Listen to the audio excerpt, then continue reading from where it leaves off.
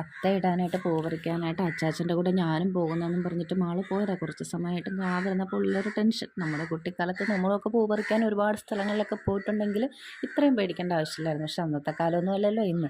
അങ്ങനെ ഞാനും പൊന്നും അമലയും കൂടി അവരെ അന്വേഷിച്ചിട്ടൊന്ന് ഇറങ്ങിയതാണ്. അധികം ദൂരെയൊന്നും പോവില്ല, എങ്കിലും ഉള്ളിലൊരു പേടി. അങ്ങനെ അന്വേഷിച്ച് പോയപ്പോൾ അടുത്തെങ്ങും കണ്ടില്ല. പിന്നെ അങ്ങ് ദൂരെയായിട്ടെന്ത് സൗണ്ട് കേൾക്കുന്ന പോലെ തോന്നി. അങ്ങോട്ടേക്ക് ചെന്നപ്പോഴത്തേക്കും ആൾക്കാരവിടെ ഉണ്ട്. എന്തായാലും ഞങ്ങളെ കണ്ടപ്പോൾ തന്നെ മാളും ഇങ്ങോട്ടേക്ക് ഓടി വന്ന് പറിച്ച പൂവെല്ലാം കൊണ്ടുവന്ന് കാണിച്ചൊക്കെ തന്നു. അപ്പോൾ അവിടെ നോക്കിയപ്പോൾ അച്ചാച്ചനും അവരുടെ കൂട്ടത്തിലുണ്ട്, അമ്മയും അവരുടെ കൂട്ടത്തിലുണ്ട്. ഇഷ്ടംപോലെ പൂക്കളൊക്കെ ഉണ്ടായിട്ട് അവർ ഒരുപാട് പൂക്കളൊക്കെ പറിച്ചിട്ടും ഉണ്ടായിരുന്നു. അവർക്കൊരു സന്തോഷം, നമുക്കും ഒരു സന്തോഷം. എന്തായാലും അവർ നല്ല ആസ്വദിച്ച് പൂവൊക്കെ പറിക്കുന്നുണ്ടായിരുന്നു. അവരിങ്ങനെയൊക്കെ പറിക്കുന്നത് കണ്ടപ്പോൾ കുട്ടിക്കാലമൊക്കെ എനിക്ക് ഓർമ്മ വന്നു. പക്ഷെ തമ്മിലിടിയൊക്കെ ഉണ്ട് കേട്ടോ, മണ്ണൊക്കെ എടുത്തിട്ടുണ്ട് അത്ത ഇടാനായിട്ട്. അങ്ങനെ പൊന്നും അമലിയും കൂടി അവരെ സഹായിച്ച് കുറേ വിളിച്ച് തിരിച്ചു പോകാമെന്ന് പറഞ്ഞിട്ട് വരുന്നില്ലായിരുന്നു. പാമ്പൊക്കെ ഉണ്ടെന്ന് പേടിപ്പിച്ചിട്ട് ഒരു വിധത്തിലാണ് അവരെയും കൊണ്ട് വീട്ടിലേക്ക് തിരിച്ചു പോകുന്നതും